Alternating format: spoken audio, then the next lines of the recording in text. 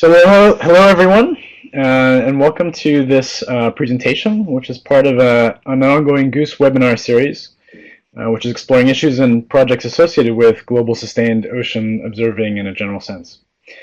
My name is Albert Fisher. I'm the director of the Global Ocean Observing System Program Office, which is based at the IOC of UNESCO in Paris. And I'll be moderating today.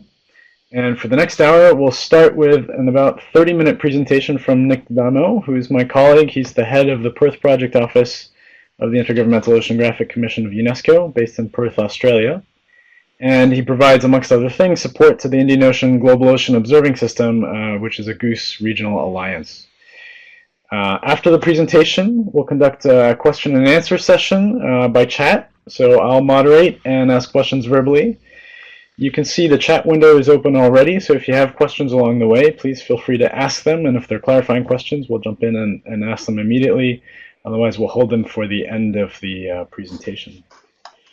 The session is being recorded, and a link will be posted to the GOOS webpage, so more people than the ones that are on right now will be able to see it in the future.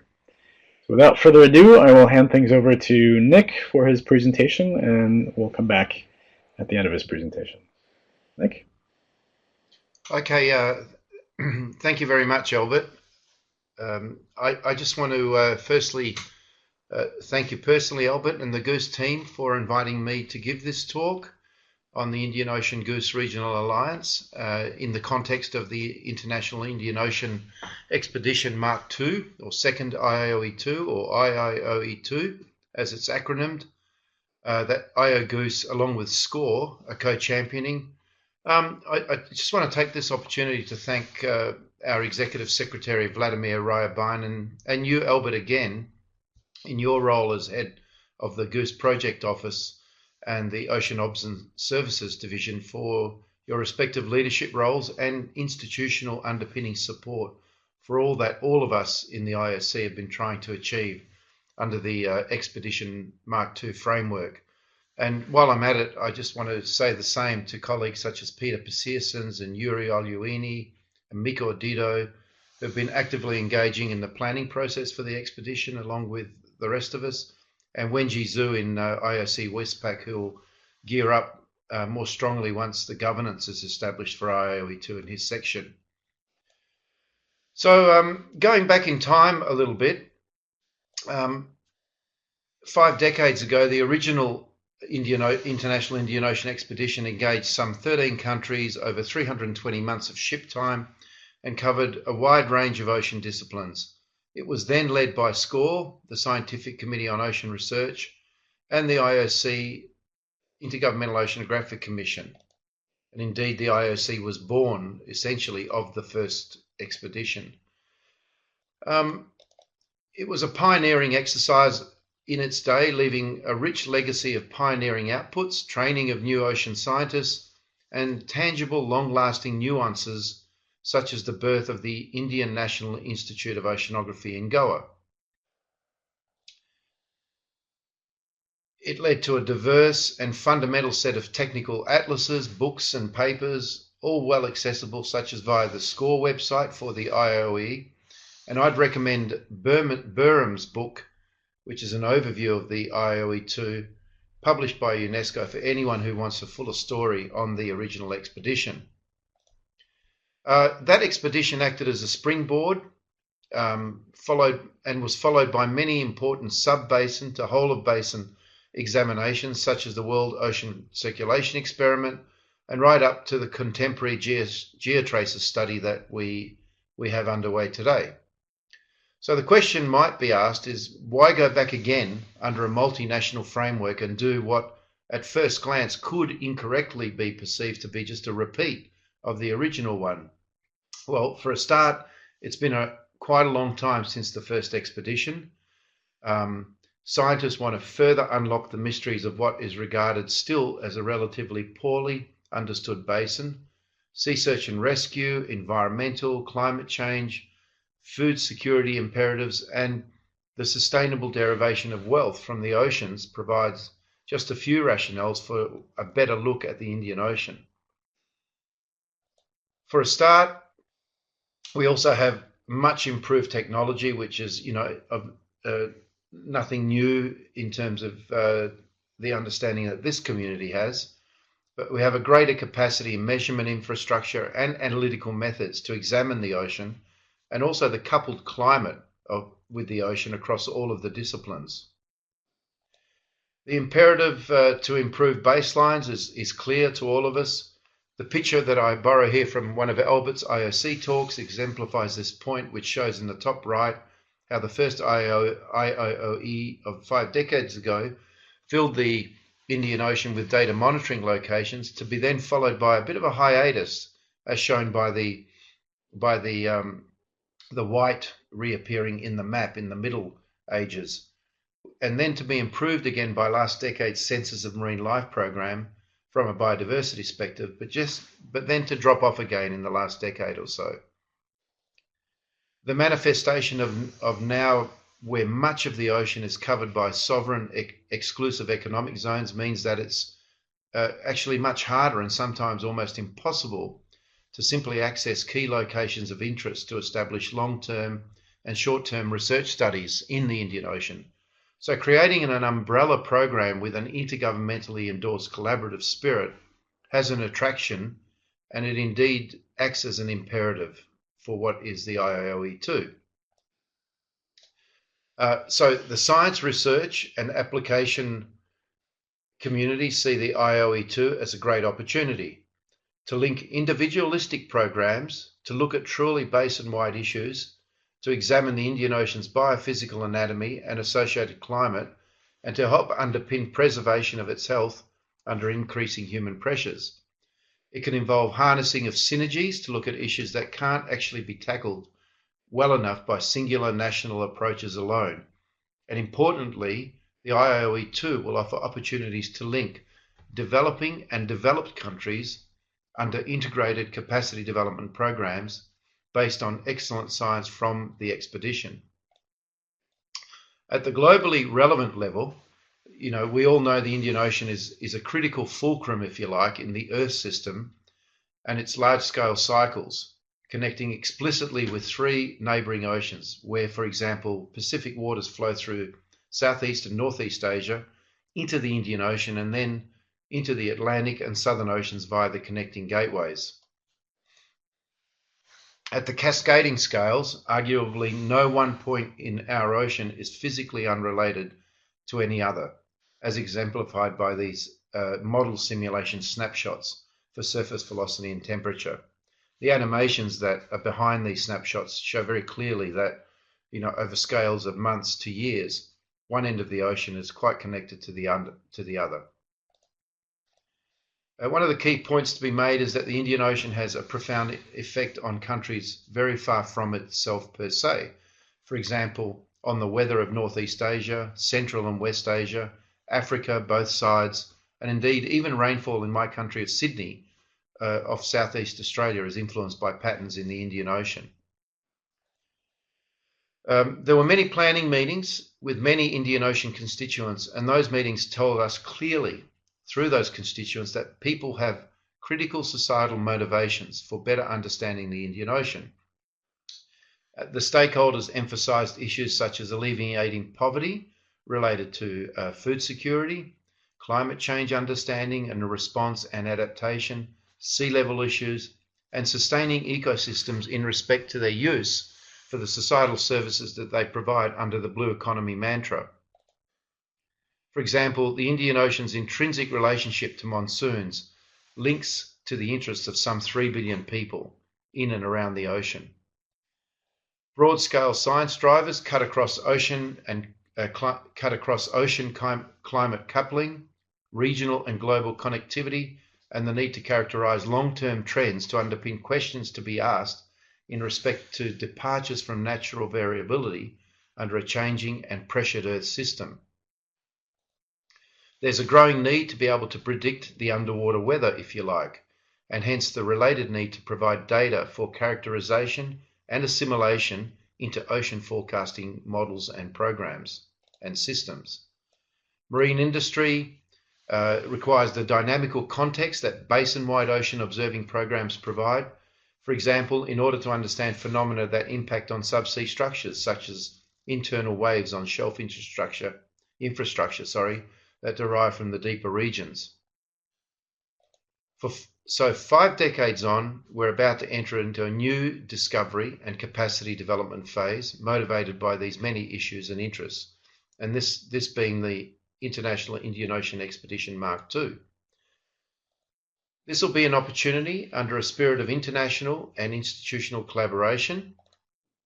The energies of many and varied alliances, such as those in this picture, and too time-consuming to spell out in full, but all of them involving many people, institutions, governments, and project alliances, can be brought into an integrated framework under IIOE-2.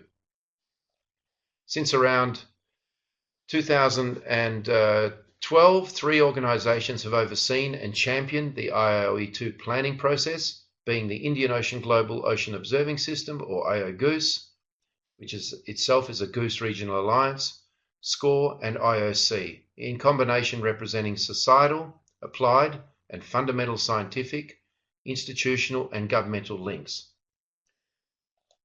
The IO-GOOS itself has under its auspices, in conjunction with other underpinning support entities such as IMBA for biogeochemistry and ecosystems, the World Climate, has under its auspices and in conjunction with IMBA, WCRP and CLIVA for climate, a number of distinct project alliances working on physical, climatic and biogeochemical questions.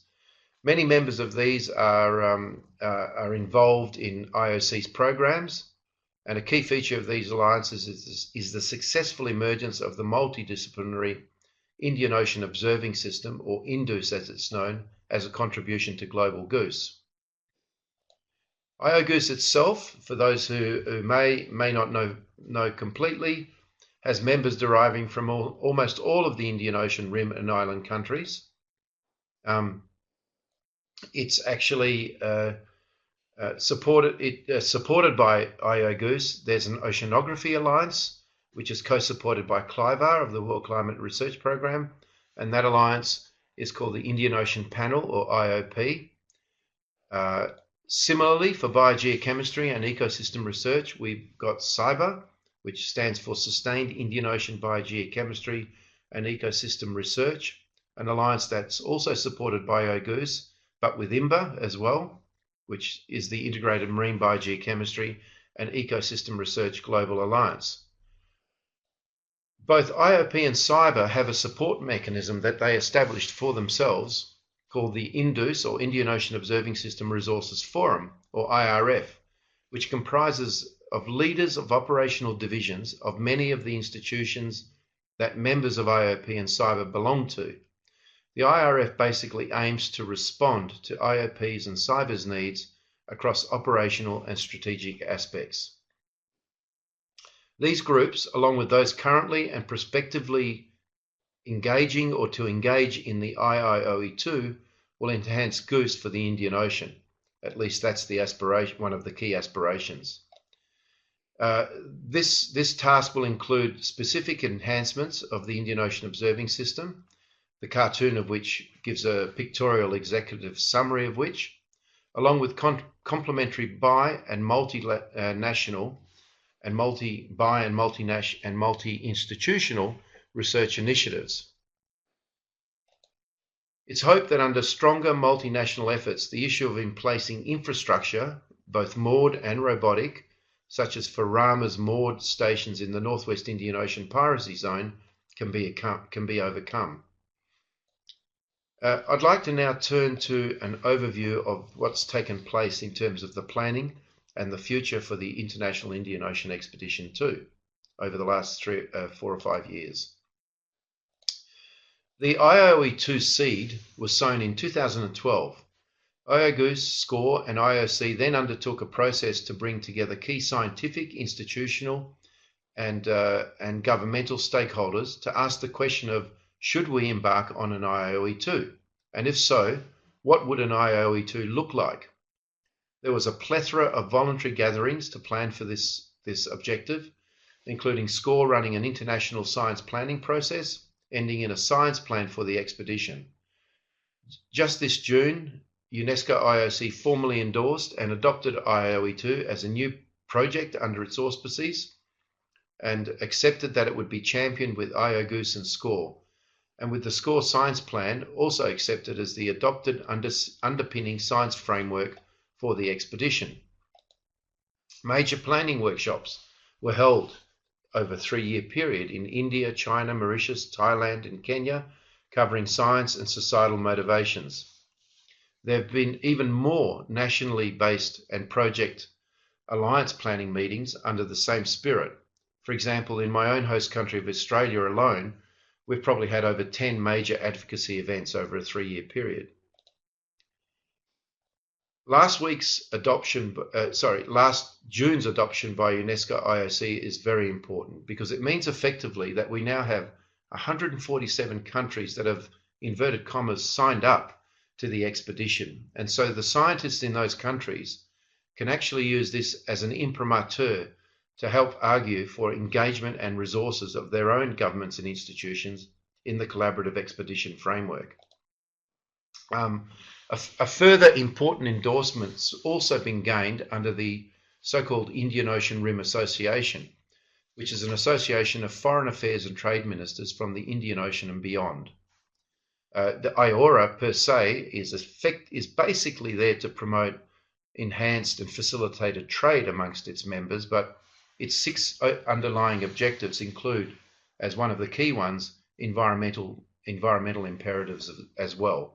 And that's in cognizance and in understanding that sustainable environment can underpin sustainable wealth derivation from the oceans.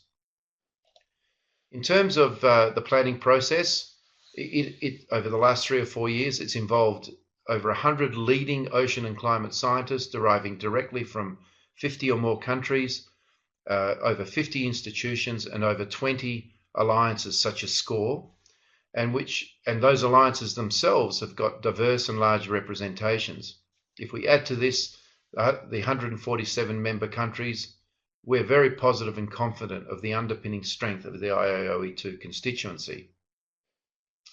The planning outputs from the last 3 or 4 years are readily available, including reports, PowerPoints, etc., through our Perth office website, and soon through the IIOE-2 dedicated website to be hosted and curated and managed by India through IOGOOS in Hyderabad. So in respect to the underpinning science per se of IIOE-2, as I said earlier, SCOR established an international science plan development committee for the expedition, led by Professor Raleigh Hood of the Horn Point Laboratory in Maryland. He's also the founding co-chair of CYBER. The committee met throughout 2014 and 2015 and produced a comprehensive, peer-reviewed, aspirational framework for the expedition. Its philosophy was intentionally to be broad rather than to be too narrow, in order to provide a guiding framework and hence enable and make feel welcome anyone who can see a relevancy for their interest to actually engage in the expedition. The science plan's table of contents shows its breadth and its scope, including related aspects such as communications, data and information management, and knowledge transfer under a capacity development theme. Overarched by a vision to advance our understanding of the key natural features of the Indian Ocean, the science planning process has distilled the scientific pursuits into 6 generic categories, including human-induced stresses and their impacts, boundary current dynamics, upwelling variability and ecosystem impacts, monsoonal variability and associated ecosystem response, circulation, climate variability and change, extreme events and their impacts on both ecosystems and human populations, and finally, in case something might be missing, the pure voyage of discovery objective of unlocking and the understanding on the unique geological, physical, biogeochemical, and ecological features of the Indian Ocean. First, I'll mention that the structure of the where are we? I've just lost my flow here, guys.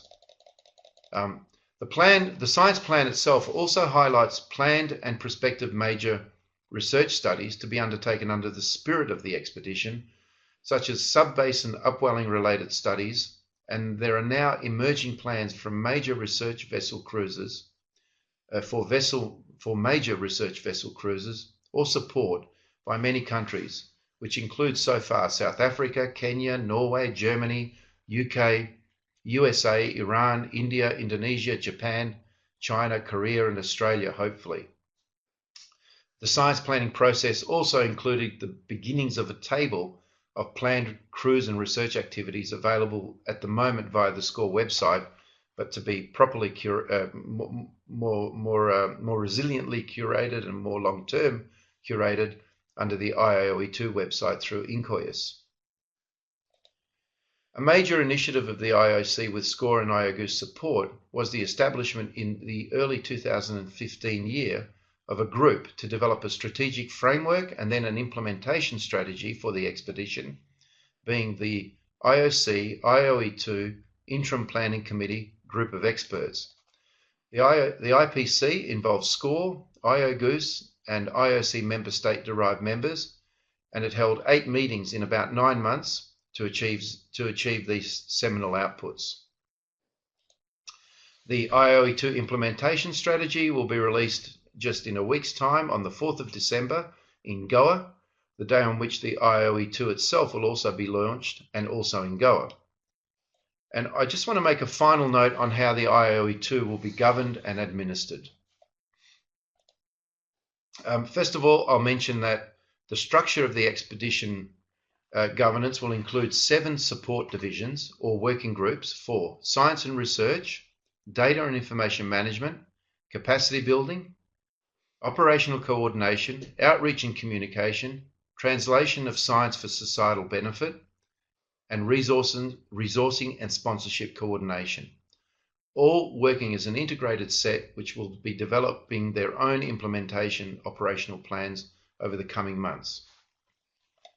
In respect to the IOE-2 Steering Committee, in alignment with the history of the IOE-2's evolution, there'll be co-chairs from IOC, SCOR, and IO-GOOS. There'll be support. They'll be both supported by they'll be supported by and they'll be supporting an executive steering committee group comprising representatives of the science plan's 6 major themes and representatives of the 7 working groups I mentioned earlier, and a few of the other key representative bodies such as the IOC regional subsidiary bodies and IOCINDIO perhaps. Receiving reference also from a group of IOE-2 national committees, that's the middle level you see in the steering committee, and also a group, the lower level, of principal investigators from major research projects under the expedition. The governing framework will be supported by a joint project office, currently having 2 major nodes, one in Australia and one in India, with complementary roles supporting the steering committee, the working groups and the stakeholders. The committee and IOE-2 stakeholders would meet annually at expedition symposia planning meetings to share results, to review successes and challenges, and to plan in the forward sense. And just as a final slide, I'll just advertise the fact that next week there's an Indian Ocean Symposium in Goa in India, celebrating the 50th anniversary of the National Institute of Oceanography in Goa, itself a legacy of the first expedition. The original expedition per se will be celebrated, and the new IOE-2 will be launched on the last day of the conference on 4th of December. And it will further be symbolized, the new expedition will further be symbolized and inaugurated, if you like, by the launch of the first research cruise by the RV Sagar Nidhi of India, traversing the Indian Ocean from Goa to Mauritius between the 4th and 22nd of December. And that incidentally mimics the first cruise of the first expedition. And at the end of this cruise, on the 23rd of December, there'll be a celebration in the form of a mini symposium in Mauritius, which I'll be at in lieu of Vladimir Raya-Bening, and which the IOC peer, Peter Haugen won't be in Mauritius, but he will be helping to celebrate the launch of the expedition in Goa on the 4th of December. And with that, I'll say thanks for listening, and hope that was an update, and I'll take any questions. Thanks. Thank you very much, Nick. I really appreciate you taking the time to brief us on the developments and the upcoming launch of the second Indian Ocean expedition starting at the end of next week. So let me ask people to type their questions into the chat window, and let me start actually with a question of my own. Because we're coming in this webinar series very much from the GOOS, from the Sustained Ocean Observing perspective. IO-GOOS, as you mentioned, the Indian Ocean Global Ocean Observing System is a GOOS regional alliance. Can you tell us actually just a little bit about IO-GOOS itself, about who are members of it, what are its main aims, what have been its main projects, and then I'll ask the follow-up question, which is why do you think they've decided to sponsor the second Indian Ocean expedition?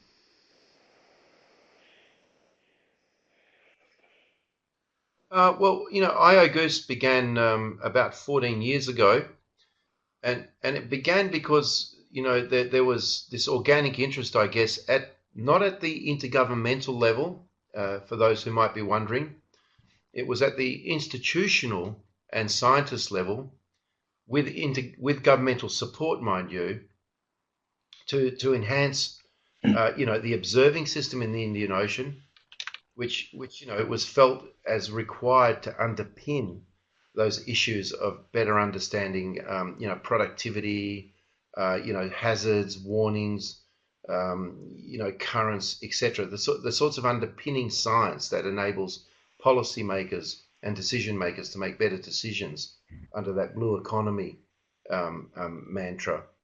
The membership, it varies. We had members from government, from high in government, such as Shailesh Nayak, who became the secretary to the Ministry of Earth Sciences in India, down to scientists and representatives of scientific and governmental institutions. I've forgotten, Albert, whether there were other elements to your question in my. Well, I mean, and tell us what some of the major projects of the IO-GOOS has been. What has been some of its major successes?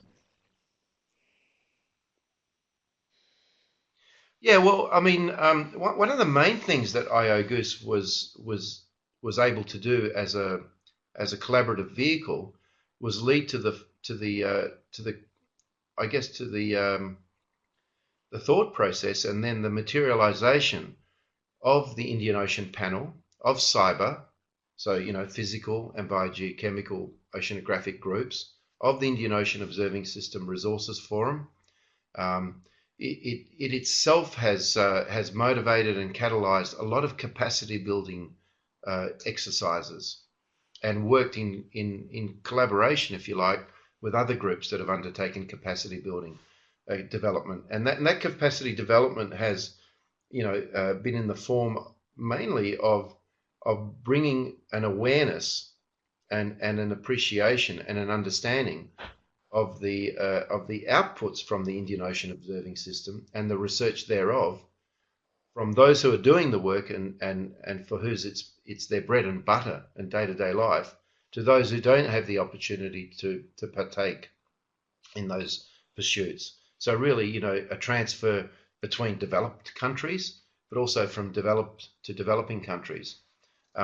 It's been responsible, IO-GOOS, for example, in initiating or being a part of the Chlorogen project, which is an Indian Ocean-wide validation exercise for for sea color satellites, and a number of other projects. And why is it interested in the expedition? Probably because it felt like it should be, and also it saw the expedition as an enhanced collaborative model to achieve what it's already setting out to achieve. And the other thing I reckon IO-GOOS, that I know IO-GOOS saw as a legitimate role for itself in the expedition, was in providing that third.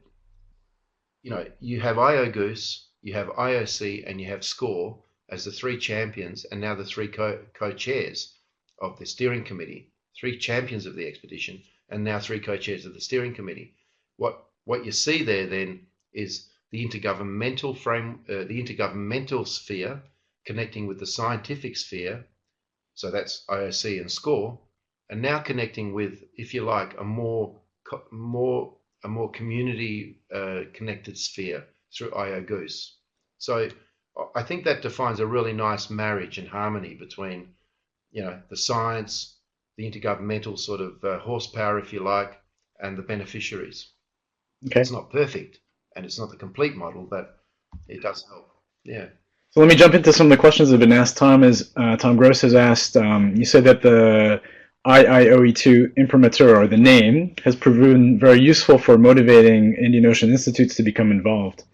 And has that actually brought to new funding for the IIOE-2? Well, yeah, that's a really good question. I mean, there's no doubt that I think it is relevant in this context. But what it's done is, we're starting now to see the formation of so-called IIOE-2 national committees, which are basically just coherent agglomerations, if you like, of like-minded people backed by their institutions at national levels. So India was the first, where they called it a national organizing committee for the expedition, which has been edicted down from the very top, from the Ministry of Earth Sciences, and all the heads of marine and related agencies are members of that committee. And they've championed the expedition by offering, in fact, for those who wouldn't be aware yet, by offering to host the website along with all the resources, human and IT resources required to do that. They offered in Hyderabad at the IPC planning meeting 3 or 4 weeks ago to take on the challenge and the resourcing of data and information management. The USA has just formed a national committee. Australia has a national committee. We've seen about a dozen or so either national committees or coherent national plans for enhanced oceanographic work, which by definition means that they have the backing of their institutional hosts, these scientists, for the Indian Ocean under the umbrella of the expedition. So, and we haven't even started the expedition yet. It starts in a week's time. So I think we can be optimistic that it will help to achieve that purpose. And a related question that's related to the question from MMOE. What observations are planned? What have you learned from these national committees about what is planned? And how are you communicating that to the larger community so that they might be aware of opportunities where they could propose collaborative work? Yeah, so far, I mean, I don't have the at my disposal the detailed observations that have been planned. But what I can say is that the communities that have been involved in enhancing or implementing and continuing to work on the Indian Ocean observing system across many facets of GOOS, robotics, satellites, ship-based observations, are continuing to work under the umbrella. There are a number of bi and multinational or bi and multi-institutional and multinational research cruises planned for the Indian Ocean that will cross the physical oceanography, biogeochemistry, elements of seabed oceanography, and also fluxes between the atmosphere and the ocean in terms of how atmospherics influences ocean processes and also how the ocean actually influences and perhaps creates weather patterns above it. We know, for example, that JAMSTEC, as a result of the expedition, is going to come down to the Northeast Indian Ocean in 2017, I believe. The East Indian Ocean Upwelling Research Initiative, IORI, has just finalised its science plan, and it's developed that science plan as an element of the Indian Ocean expedition, International Indian Ocean Expedition. And they'll be looking at processes in the nooks and crannies of the Northeast Indian Ocean, and looking at upwelling, for example. So the Norway's Fridtjof Nansen, for example, has indicated that it wants to continue to work in the Indian Ocean under the umbrella of the expedition. We've heard from South Africa, and the IOGOOS-2 could well become a part of the expedition. Kenya have recently received their vessel from Belgium, and are pretty keen for that to be used in the expedition. So without being able to give the exact details of the research cruises, I can say that it won't be just physical oceanography. There'll be an emphasis on biogeochemistry and the sorts of things that you can derive from the science plan. And is there any place now that people can look to find out these uh, plans, or how will they be collected and re-communicated out to the community in the future? Yeah, sorry, you did ask that, Albert. So I mentioned the 7 working groups, which will be the operational divisions. One of those working groups will be operational coordination, and the operational coordination working group will have as its responsibility the assimilation and the curation and making available data in answer to that exact question. So a person may ask the question, what might be going on in the Arabian Sea over the next 5 years? If there's anything that we know that is going on in the Arabian Sea, the Operational Coordination Working Group will have as its responsibility the task of being able to answer that both visually and through person-to-person contact. And the default mechanism for any of the operational working groups that may not be resourced well enough, because remember, we don't have a multi-million-dollar budget for this. It's still being put together under a spirit of voluntary collaboration. That default task will fall on the Joint Project Office, being the IOC Perth office through myself, and also India INCOIS, who will have also a dedicated office leader as well. And of course, I mentioned that there was a table of current research activities and projected research activities that SCOR has brought together over the last 12 months, and that table is available on the SCOR website, and I can link people to that table very quickly if asked. If I was a scientist planning some work, some research observations, or some other type of research work in the themes of the Indian Ocean expedition in the coming years, how would I get that label of IIOE-2? Are there some principles, some criteria, and who makes that decision? Yeah, that's a really good question, Albert. So that the interim planning committee, in developing its implementation strategy over the last few months, has dealt with that question, and that task befalls mainly on the steering committee leadership, so the coast chairs and the executive level of the steering committee. And recalling that diagram, that organogram that I put up, has an executive level. It befalls mainly on the Science and Research Working Group and the steering committee co-chairs and their executive level to develop, if you like, a protocol paper or a set of criteria. So an entity might, as you say, Albert, call up and say, I've got this idea, can we badge this and have it endorsed as a contribution to the expedition? And there'll be various criteria. They're not going to be all that onerous, but they will address the issue of, for example, does it fit in with the science plan? Because the science plan, after all, has been the endorsed, accepted science framework. Does it do its best to promote capacity development?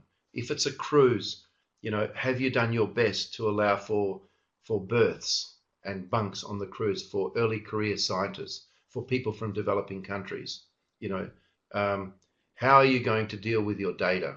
Are you going to adhere to the data and information management protocol that the Data and Information Management Working Group have produced, which is making your data as accessible and as free and as timely in terms of availability as possible, etc., etc. So that will be produced, but it's not produced yet. So we have, on the data policy, we have 2 related questions from Nico Caltabiano and from Akihiko Murata.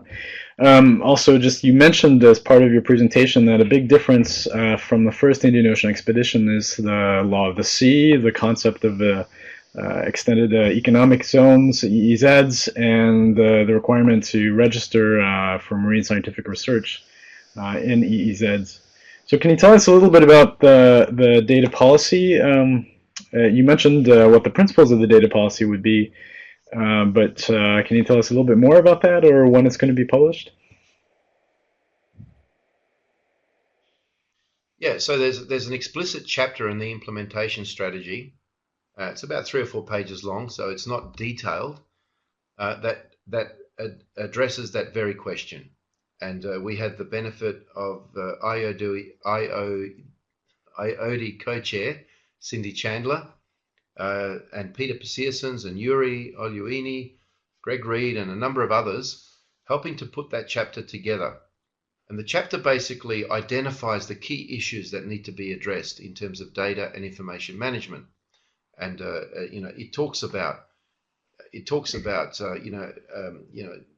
the release of data, the aspirations. But one thing that it also reaffirmed and reminded everyone about was that there is no compulsory data policy. I mean, I think it's fair to say, Albert, that the GOOS data policy is one that is I don't know what the right word is. It's not prescriptive, but it recommends and encourages data creators and data providers to adhere to the timely, free, and accessible principles for their data. We're sort of hoping that because the IIOE-2 will intrinsically be a framework where countries work together, either in bi, tri, or multilateral projects within the overall IIOE-2 umbrella, that in itself will sort of lead to a better data sharing outcome that we might have at the moment. But there are always going to be data sets that either for military reasons, strategic military reasons, will never see the light of day outside of their own countries, but the science that they produce will see the light of day. And there may be some data sets that in the past have been quite protected that may be liberated as a result of this new, I guess, spirit of, collegial collaboration under the expedition. I mean, it's really, at this point in time, it's a question of whether you see the glass as half full or half empty in that regard. But, I'm certainly optimistic that, the situation will be better in some respects than it has been. At least that's the sort of message we're getting from some constituents. So just a little correction, actually, the IOC data policy. I have to say, I don't think. Go ahead, Nick. No, after you, Albert. Yeah. I was just going to make a little correction that the IOC data policy that does apply to all IOC programs, including GOOS, is prescriptive. In fact, it does say that free, timely, and open access of data under programs of the IOC will take place. But IOC is not a regulatory, doesn't have any kind of regulatory mechanism, so there's nothing enforceable in what IOC member states agree. It's done obviously on a best effort basis. So back to you, Nick, because you had an additional comment I talked over. No, that's fine. You've articulated that in a much better way than I could have. Thanks, Albert. Okay. So let me ask a question then from Sid Thurston. So thanks you, Sid. Thanks you for your presentation, and mentioned that you noted capacity development or capacity building very quickly for the second Indian Ocean expedition. Can you elaborate on any specific actions that are underway to increase capacity, or what plans the working group has in that respect? Yeah. Hi, Sid. Well, there aren't. It's not a big program as yet, but the aspirations are big. But what I can say is that we're starting to acquire some funding for capacity building. For example, through the IORA, the Indian Ocean Rim Association sphere, the Australian member has provided our office with about $50,000 Australian to run a capacity development workshop, of the ilk of the Data Buoy Cooperation panel workshops that Sid has been leading over the last 5 years, which brings into connection the data from the observations being undertaken in the Indian Ocean above and at and below the water surface, with those who process the data, with those who analyze the data and look at processes, and with those who use the data for modeling. And so it's bringing people from less equipped countries and capacities together with those who may be a bit more equipped.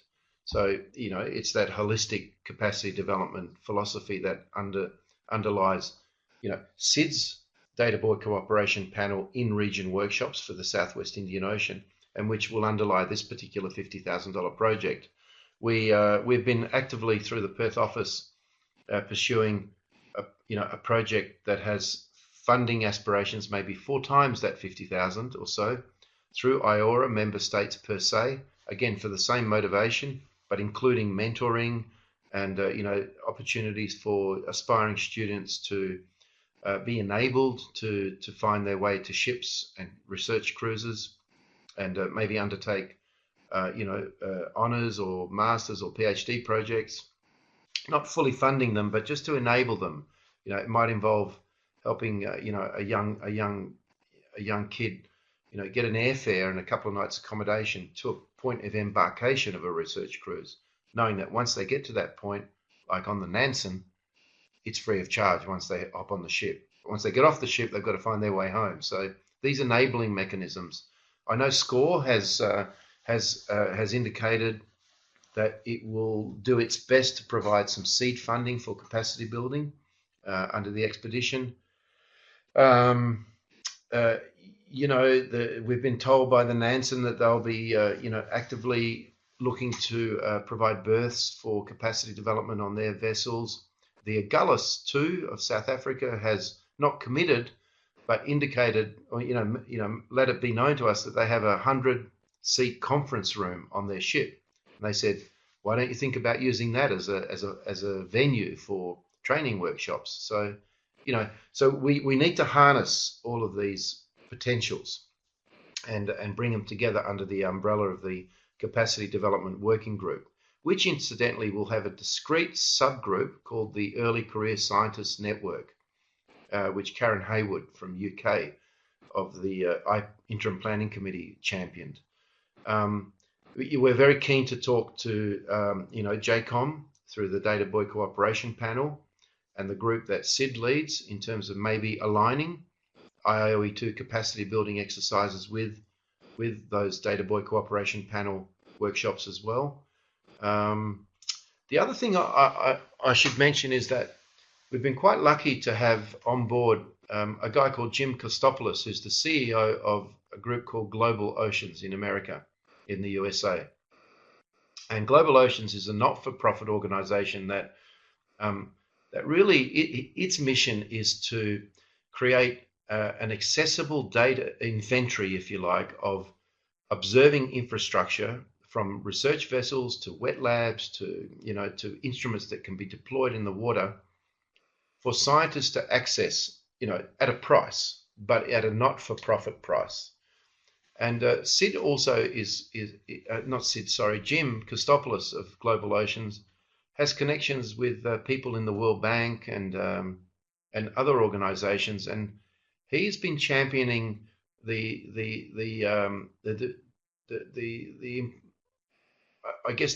development of an economic social study, a study which looks at the socio-economic value of the expedition, leading to, in the not too distant future, a paper on that, expresses and articulates in a fairly elegant way through academic analyses, through academics that he's in touch with in the USA, that describes the socio-economic value of the expedition, or its potential value, which then can be used as a briefing paper, if you like, or as an underpinning motivational paper to go to some of the big funding agencies and say, wow, have we got an idea for you? And if that was to manifest as funding, you could imagine that some of the global organizations, might be inclined to fund some pretty significant capacity development initiatives. I mean, this is an aspiration, and we have to be optimistic about this, but we'll need the help of institutional leaders, yourself and Vladimir and others at that level, Albert, to bring this to reality if it resonates, if we find that it resonates. Yeah.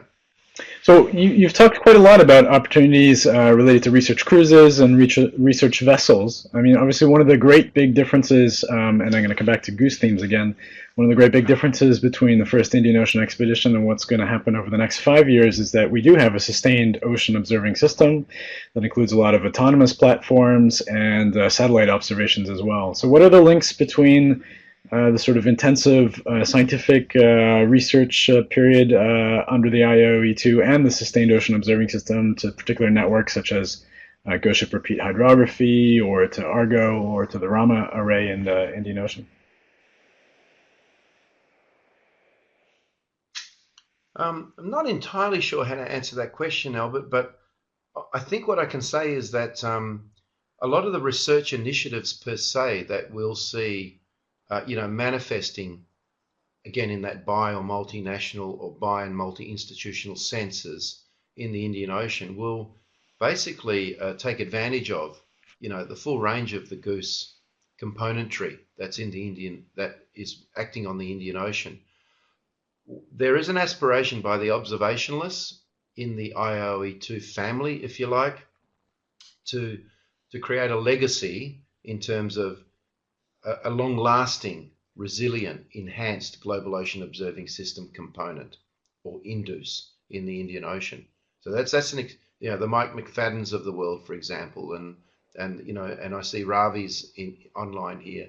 Yeah, those sorts of institutional leaders, I know, are looking to the IOE-2 to further their own causes as well, which is to see, the global ocean observing system in the Indian Ocean grow over the 5 years, perhaps get into zones that they can't get into at the moment, e.g. the Northwest Indian Ocean, what used to be, I guess, a more pronounced piracy zone, with Lloyd's of London still precluding insurance for vessels in those zones. They still, research vessels still can't go in there without escorts, for example.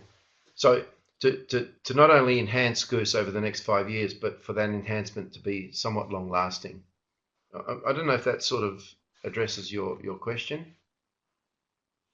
It does. One point I'll add to that is that some of those networks have developed their own specific implementation plans for the Indian Ocean for that period and would like to use the opportunity of the IOE-2 to try to enhance their networks.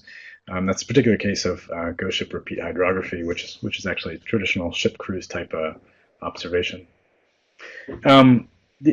So then you mentioned briefly the idea that there should be a legacy for reinforced Indian Ocean component of GOOS. What do you think the mechanisms what do you think some of the mechanisms are that should be developed in order to try to capture that over the course of the 5 years?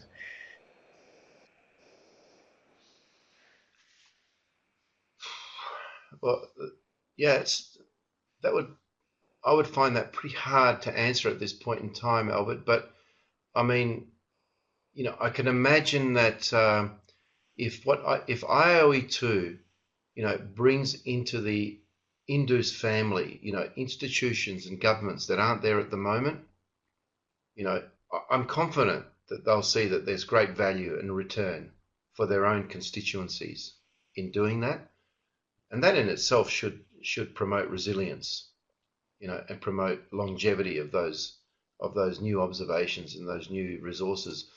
I would hope that over the next 5 years, and if the expedition continues to 10-year program, who knows? I would hope that we'd see, the birth and the consolidation of new observational, of new GOOS centers, if you like, around the Indian Ocean. Countries that at this stage, aren't actively providing support, vessel support for moorings, be it through their research vessels, if they have any, or be it through their navies even. I mean, the first expedition was, heavily supported by naval vessels. So I would hope that in some of those countries, we'll see a newfound interest in helping to implement install observations in the Indian Ocean and also maintain them. We would hope that we'll see more capacity, more training and education centers around the Indian Ocean than we currently have, for example. Yeah. And what do you think some of the, in some sense, we saw that on the call today there were quite a few participants from India, but how can the IIOE-2 really extend its reach beyond to all of the countries around the Indian Ocean Rim? And I know there's a working group in the implementation that is looking really at the societal benefit aspect of Indian Ocean science. How do you think those arguments are going to be important in terms of increasing that engagement from more countries and more institutions around the Indian Ocean? Well, yeah, I'll start at the end and go back in terms of that flow of questions, Albert. So, absolutely, I think we need to develop, you know, summary papers, and we need to actively become, those of us in the steering committee and in the IOC and in SCOR and IO-GOOS and part of the IOE-2 family need to become advocates, and as much as possible get out and talk to those constituents. So we're talking about the outreach and communication. That paper that I was talking about, the socio-economic value. I'm very excited about the prospect of that paper being written through Global Oceans Brokerage, because I think it'll be a very powerful statement about the value of the expedition. Just remind me of the first part of your question. Well, it was about how to engage all the countries. I mean, the whole question was about really how to engage the maximum number of countries and actors around the Indian Ocean. Yeah. Oh, okay. So if I refer back to the steering committee structure, embedded in that structure uh, is that executive steering committee level at the top. Now that's the steering committee per se is important because it's a governing mechanism, but it's also an advocacy mechanism, because in the steering committee there is a place for the 7 working groups, but there's also spots in the executive level for IOC Africa, IOC Westpac, and IO-Cindio. Now, each of those 3 IOC related bodies have a very wide constituency. So the reach, the octopus reach, if you like, through those focal points, and I imagine the chairs of those 3 bodies might initially be on the steering committee, the reach back into their membership is very powerful. So I think that's one key tangible way in which the expedition can reach in terms of making sure there's a delivery of benefits and the engagement of those constituents. All the member states of IOC Westpac, IO-Cindio, and IOC Africa can engage through their focal points. There's also the working groups. Now, each of the working groups, will have, leaders or co-leaders, and the membership on those working groups, is not all that restricted. I mean, there'll be criteria for being on those working groups, but, for example, WIOMSA, I would expect WIOMSA to appear in the steering committee at some point through its head, Julius, Julius. I've forgotten his name. I'm sorry, but just as an example, those representative scientific organisations, can find their way onto the steering committee. They can call themselves a research initiative and appear, if you like, in that research initiative level. Any country that forms a national committee that may have 10, 20, 30 members, that national committee chair or leader can appear on the steering committee. And so every year we're going to have IIOE-2 science symposia, which will be an expose of the science that's been done in the expedition before the date of that symposium, of the science that will be done, but it'll also be a forum for discussion and exchange and the cross-fertilization among constituents. So we have to work hard at this, but I think we've got the framework that will enable it if we have the resources to take advantage of that framework. We've got to get some resources for this expedition. Okay, Neo. Well, actually, our hour is almost up, so I think I'll wrap up there. And thank you for participating. Thank you for your enthusiasm, and also wish you the best of luck for the launch next week. Thank you very much, Albert, and thanks again to yourself. We appreciate it. All right, thank you, Nick, and thank you to the audience for having joined us. And